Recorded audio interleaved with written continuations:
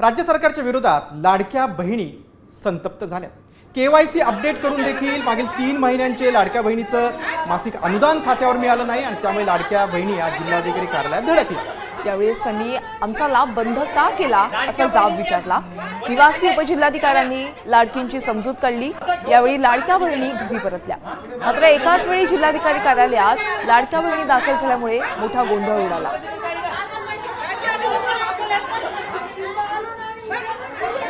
लाडक्या बहिणीचे मत खाल्ले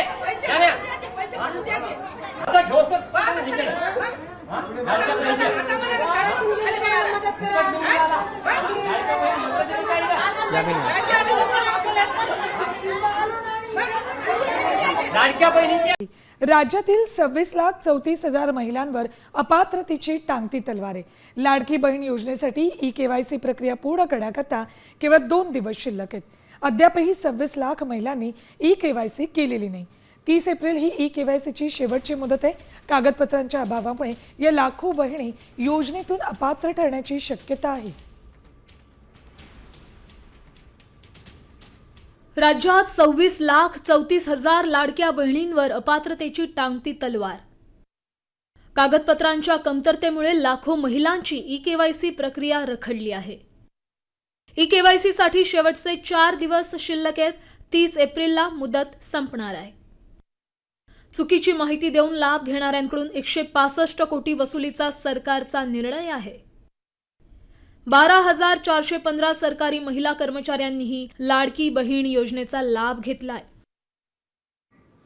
यात सरकारने राबवलेल्या छाननी प्रक्रियेमुळे राज्याच्या तिजोरीवरील 10,000 कोटींचा भार वाचलाय। ई-केवायसी आणि कठोर छाननीमुळे तब्बल 66 लाख बोगस अर्ज बाद केलेत। आता 1,77,00,000 पात्र महिलांनाच लाभ मिळणार आहे।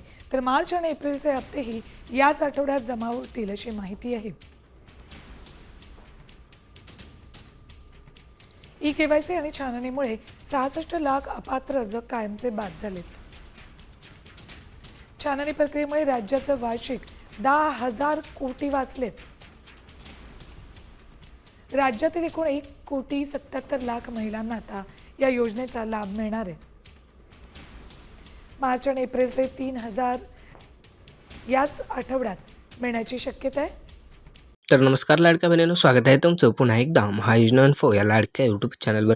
तर आपण माहितीनुसार पाहिलंच असेल की काही महिलांची जे ई-केवायसी कंप्लीट आहे तरी पण आपला हप्ता जे रखडलेला आहे तर आतापर्यंत प्राप्त झालेला नाही। म्हणजे आपण ई-केवायसी केला तरी पण आपला जो हप्ता आहे आपल्या अकाउंटमध्ये मिळालेला नाही।